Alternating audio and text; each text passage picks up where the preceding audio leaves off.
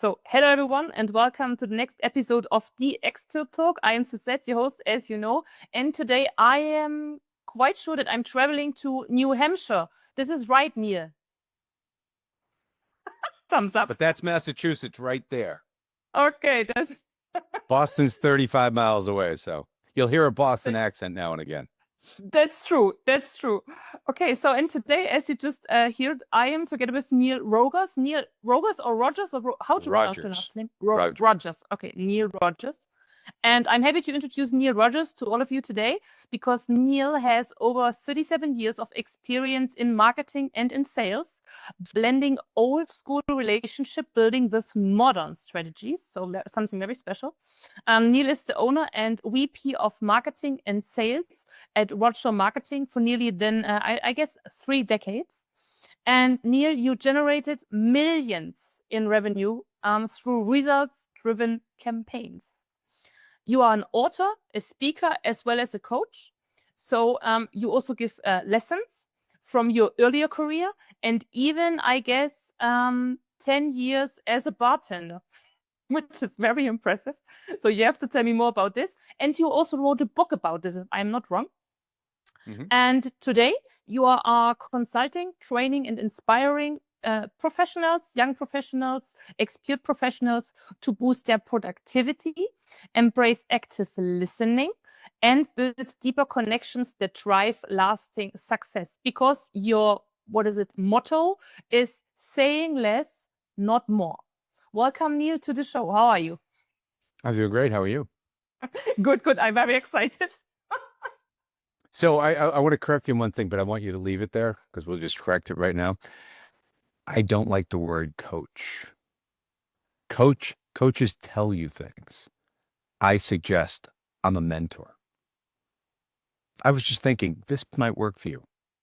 More Socratic as opposed to, you better get out and do this today or you're just gonna fail. You know what I mean? You see the difference in that? So it's more suggestive. So anyways, there you go. Yeah, thank you so much, Neil. I absolutely agree. So calling you as a mentor is appreciated much better than a coach. I totally understand. And since you are here today with me, and I really would like to ask you for some mentor advices, maybe we can start with some time back when you were working as a bartender, which is somehow connected to sales, isn't it? Well, sure, it's relationship building. Your Okay, timeline is yeah. your timeline is a little shorter, right? You walk into a pub or what do we call them in Germany?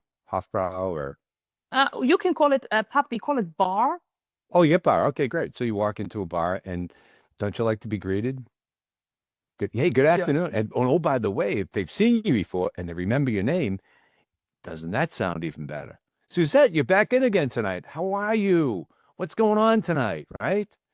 So you're starting right there. So that might be the person out front. It could be the person behind the bar, whether it's a hostess or whatever, right?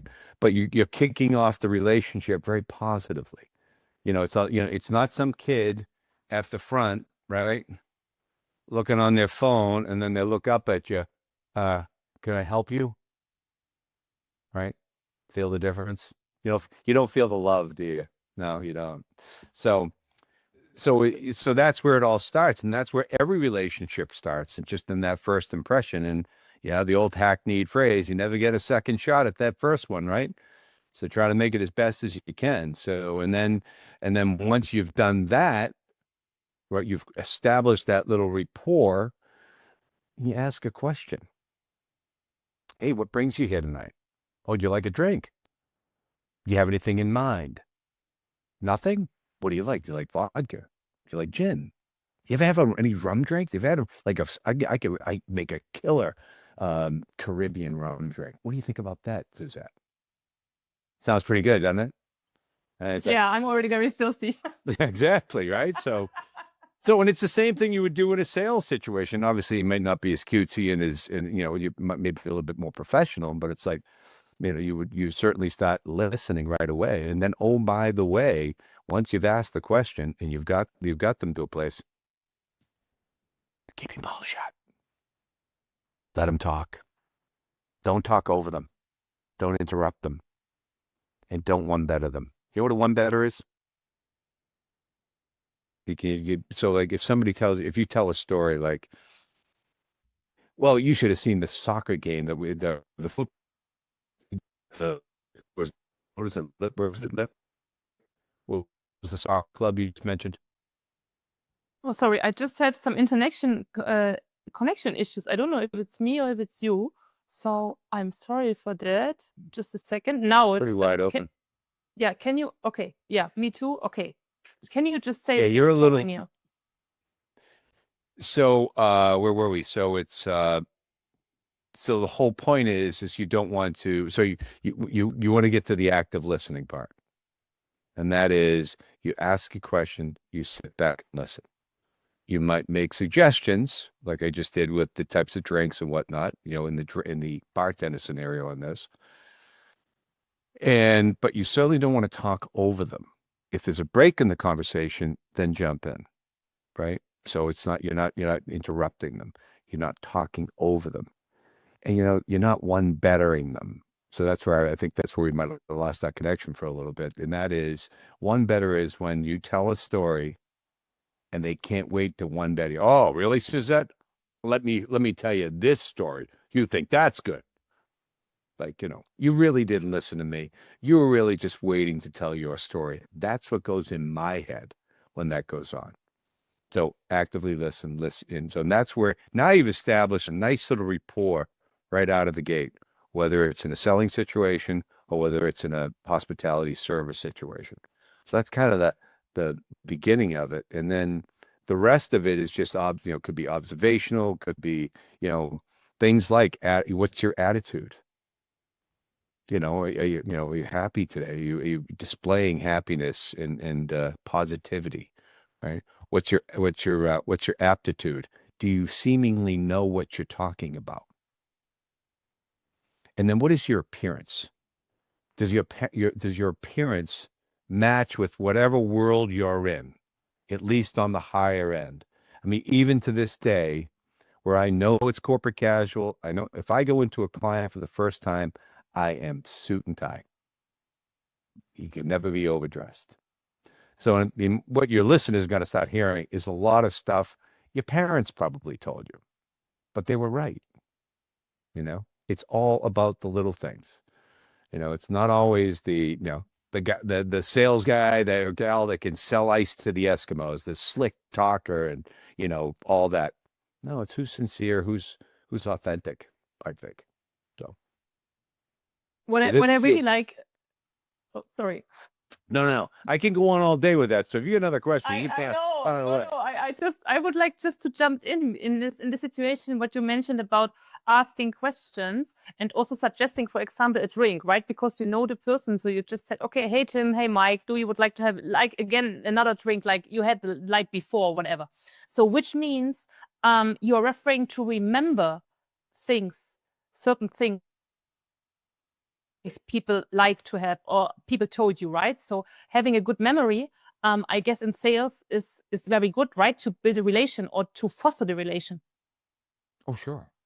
Especially names. I've got, I use my notes app in the phone. So I live here in a golf community and we've been here, I don't know, 5 years or so. I've got hundreds of people's names here with a name, whatnot, some sort of reference. So I've got a fighting chance at remembering their name, so it's like, and so it's just those little hacks, help in that regard. So knowing, because Dale Carnegie, I'm sure you're familiar with Dale Carnegie. You ever heard of Dale Carnegie? No. All right, Dale Carnegie, you write this down. How to Win Friends and Influence People. That's the name of his book. It's from 1939 and still sells. That's pretty old. And still sells like crazy. So he'll tell you in that book, again, a little thing, that the sweetest sound somebody ever hears is the sound of their own name. You feel a little importance. You walk into that bar, that pub. Suzette's here again tonight. Not again. Well, we don't want to say that Suzette's here every night, but so good to see you, Suzette. Right? So it's just like you start that off, and it's like, oh, he remembers my name. It's just kind of like a Again, it's a simple thing, but it's a little thing, but they just mean a lot.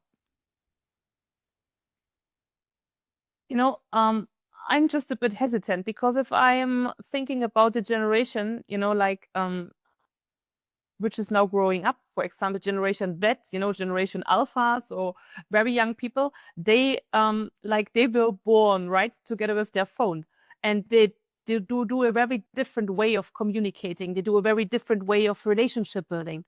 So what would be your advice for young professionals to build relationships, because they might not know? I mean, of course, you said already a lot of examples, but maybe there's a good combination, because the young people, they are liking to use, I am WhatsApping you stuff, I am sending you a voice message, I'm not going to call you.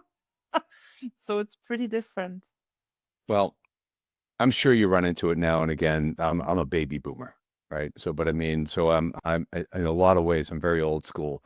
But I understand the new stuff. I do. We use it. I mean, I think that's probably how my son found you guys, found you somewhere out there in social media somewhere, and thought this would be a good conversation to have. So I believe in it. I don't quite know. Can't quite get my arms around it. I know when I can get in front of somebody, and I've researched them, and they're somebody that can use my services, and and I and I get that initial appointment. I know I do something. I would do something just like this. Hey, Suzette, so good to see you. So glad you gave me the time. Can you remind me how much time did you set aside for today? 15 minutes? Okay, 15. So what I'd like to do in that time frame, Suzette, I'd like to just tell you a little bit about me, but I want to hear a lot about you and what your challenges are. And then I think I can probably assess whether or not what we have is something that could work for you. Does that sound good for you? Yeah. Can you I can mean, you can I you do feel the that? hook. Can you do that via text?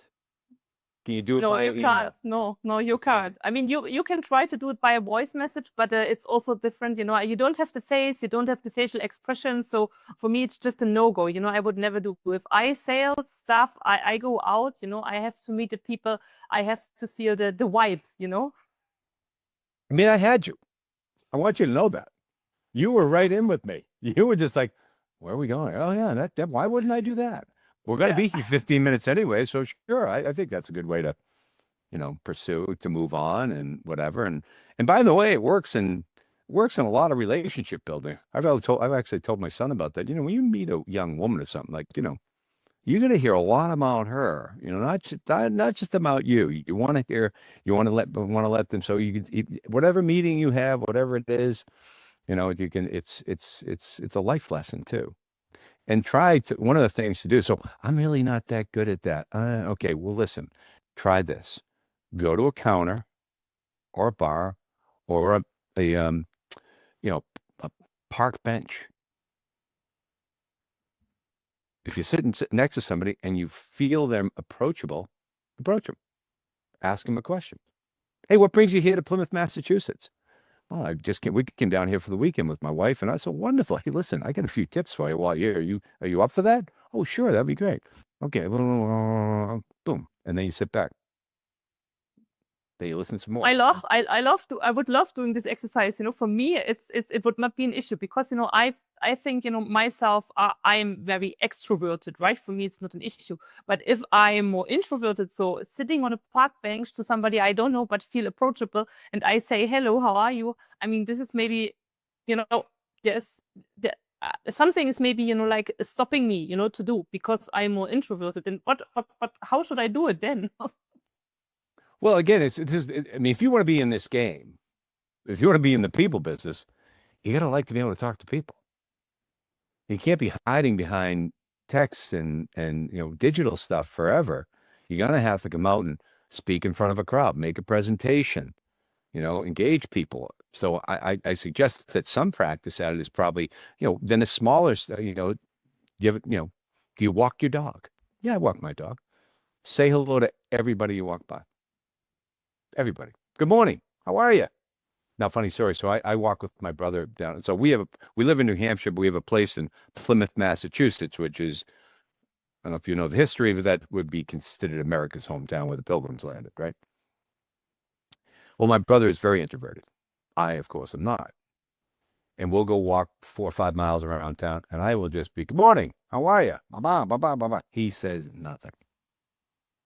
Occasionally he'll mumble something. And that's just one way, and you're going to get great response 90% of the time. Now, are they the same people you might want to engage in a conversation? Maybe not. They might not go that far, but you'll know. You don't want to impose yourself on anybody. But that's a wonderful way to just practice listening. So it's a little bit of a hack, and I think it's one that I practice all the time, because you don't have, in this day and age with the working from home and whatnot, the opportunities to meet with people one-on-one are few and far between. And it's not, it kind of puts you at a disadvantage that that you can't get meetings and people don't go to the office. I don't know what it is in Germany, but here I know it's still, Boston during the day, it's not very busy. It's not the hustle and bustle it once was. So, but yeah, so those are, that's a couple of things that if you want to, again, if this is the business you want to be in, I don't think you can hide completely on digital, but it wouldn't be the first time I'm wrong, but I'm pretty certain on this one. Thank you so much, Neil. I really like your ideas about, what kind of exercises somebody could do, to improve your sales skills, which are quite easy because you just said you can go to a bar, you can go, just walking your dog, you can sit on a park bench. But also one other, question, it's just popping up.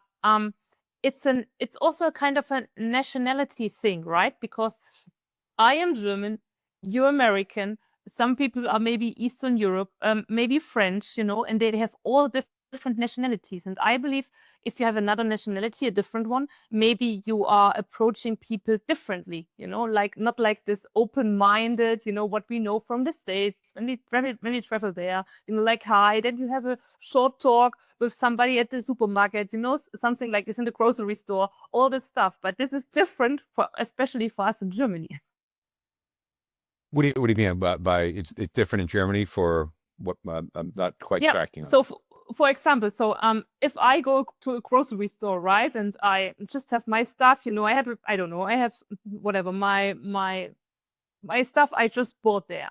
And in the States, I'm going to talk always if I'm there. I'm there twice a year, so I quite know that quite good. So I'm talking to the lady behind, right? She's handling my stuff.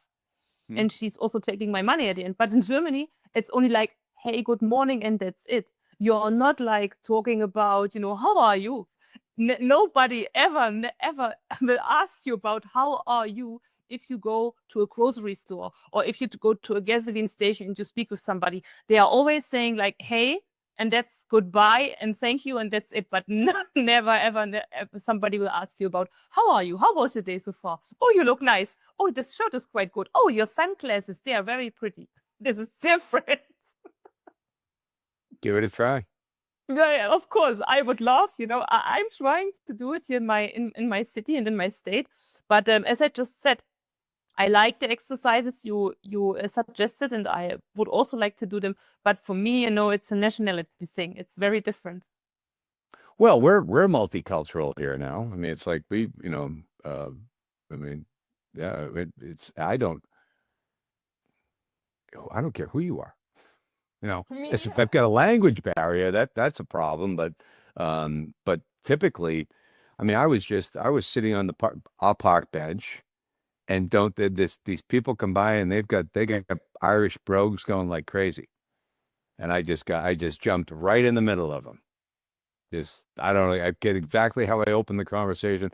The next thing you know, I get them all around me, and I'm telling my stories about being in Ireland and how I felt when I first landed in the plane, how my ancestor, that's where my heritage is from, but I had never been there, and oh my goodness, and we weren't really all that rah Irish here. And I was like, they're listening to this whole thing. Oh, this crazy guy, but it was just like I was telling them a story, and I wasn't, and they were responding. If they weren't responding, I'd trail off and, I'd let them, I wouldn't hold on to them. It's like, but they were interested in what I had to say. And then they chimed in and I was interested in what they had to say. So I think I think in any case, it sounds like you're a lot more advanced in your sales career, and I'm talking about the people that. No. No. I was just, like trying to combine, the different nationalities I discovered so far, right? So if I travel, I just discovered, people from different nations, they behave differently, which is Oh, I'm sure. natural. But you know what? I Yeah. still find, we hear that, Boston people, they're tough, and New York people, they're wrong. Well, nobody was. But you know True. what? I find everybody's the same. I really do. I think if we're stuck in our own minds that, well, Boston people, they don't want to talk to anybody. I've never encountered that. And it's not because because I'll do it in Georgia, I'll do it in California, wherever I am. And, they'll sense right away that I'm not from there, even though my Boston accent is nothing like it was, 35 years ago when I lived down there. I've been in New Hampshire for 35 years. And, but we want to hear a Boston accent. I'll show you a Boston accent. Take it down to South Boston. You won't even recognize it, pal. It'll all start like this. Oh, no. Oh yeah, yeah. So yeah. So I mean, I don't know. I just think people are people, and I think that unless they're, I mean, but you'll know right away if they're not into it. It's like if you're sitting next to somebody in the plane, they got their book and they're over in the corner like this. We're not going there, right? And if somebody just wants to do the howdy doody, you'll know right away. So that's a sense you'll get. Now, again, because I've been doing this since I was the age of 19 in some form or fashion, been in the people business, maybe even before that, because I was always in restaurants, probably since I was 15. That's a long time. That's Wow. a lot of years to be in the people business, So you have to, so yeah, I think that's just the way I feel. I just don't think I think people are people, and everybody wants. I mean, we're judged. But one of the markers for longevity in our lives, longevity in our lives, it makes sense, right? Is the breadth and the depth of our social interactions. Does that make sense to you? Makes sense. Makes complete sense to me. Yeah. And that's why when you go to, if you have, I don't even want to think about this at my stage of my life, but if you go to over 65 community or whatever, they have activities to bring people together. They want to get them out of their apartments, get them out of their houses, go see people. There's, my mother-in-law lives at the Villages. They've got like, I don't know, 2,500 different clubs. You knit, you crochet, you ride bikes, you play softball. There is something for everybody. And that's not done, that's done on purpose because they want people to continue their interactions to keep going. So, what does that have to do with sales? I mean, just, now, I mean, today, I like, this is a perfect example. I love these. I love having these conversations. It jazzes me up, especially you're from Germany. I live here. What do we have in common? We're two people that are in the sales business, right? And you're going, oh yeah, I see all that. And I'm sure there's things you can tell me today that I never thought of, and I go, I think I'll be incorporating that into my life. Yes. So you just be open to be mentored from anybody. You mentor advice and come from, and when you get it, we reuse it. Do you know what we call that? Yep. R&D. You know what R&D is? Yeah, research and development, I guess you mean? No? Rip off and duplicate. Oh, this is also nice. I am 100% going to rip off and duplicate R&D, what you said about the exercises, improving my sales skills. And Neil, because the time is flying, I would like to ask you one last question about sales, relationship building. Could you maybe give a final advice to the young professionals or any kind of professional working in sales, or maybe like to start a career in sales? So any kind maybe of saying. At the beginning, I remember you just, it was so nice that you read the man in the arena, the picture behind you. Very nice quote. Exactly. Wonderful. Roosevelt. So hands up. This is very nice. But maybe you have another one. Would you like to share at the end? Any kind of quote? This is a gem. Yeah, Everybody listen up. Being right is overrated. Okay? Do you know what I mean by that? Whenever anything goes wrong, start with you. How could I have done better? What was my role in this? Don't get lashing out at, whatever your subordinates are or somebody else on your team or whatever. Oh my goodness, they didn't do that again. Oh, it just drives me crazy when that happens. Solve the problem, take ownership, move on. Would you like the bar story that goes with this? Okay. Of course. Okay, so I'm working in a place in Boston, a place called Tia's with Dennis Mayer. Dennis Mayer, really good guy, very smart. I don't know what he was doing working with us, but he was great. Woman comes up to the bar and asks for an extra dry vodka martini. Okay. Now, in a martini, in theory, is vodka. In a vodka martini, is vodka and dry vermouth. All right. An extra dry martini is one where there's not as much dry vermouth. So if it was 3-1 before, it's 3.5 to a half, something of that nature. But in reality, they just want the booze. So Dennis pours her an extra dry martini like he's done it for 15 years. She says, that's not dry enough. So Dennis walks by me and he says, I've been doing this 15 years. I haven't put a drop of vermouth in a martini yet. And I never did, especially after he told me that story. So he remade the drink and made it so she could see the bottles, didn't put it in her face, see the bottle, what he was pouring, and put it in front of her, took a sip. That's the one. It was the same drink. Now, what can we learn here? Bennett went high road, took high road. I'm going to go to Cody in Germany. He took the high road.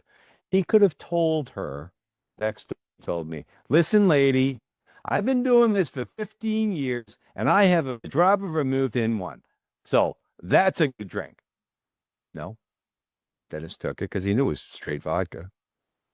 He put it under the counter. He was going to use that, put it in a vodka and tonic later or something of that nature. And remade the drink. The crowd didn't know. There was no scene.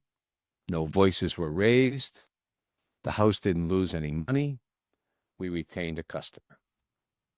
You retained a customer. This is the most important thing, right? I mean, don't go the highway. Just, be patient, as you said, listen. And it's good not always, to be right or assist on your right. Don't be forcing your rightness on somebody just because you're right. I mean, I'm not going to lie. Nobody bats 1,000. And there are times when I've just got to tell them, not necessarily never a customer. I would never do it to customer, but if I'm the customer, I'll tell them.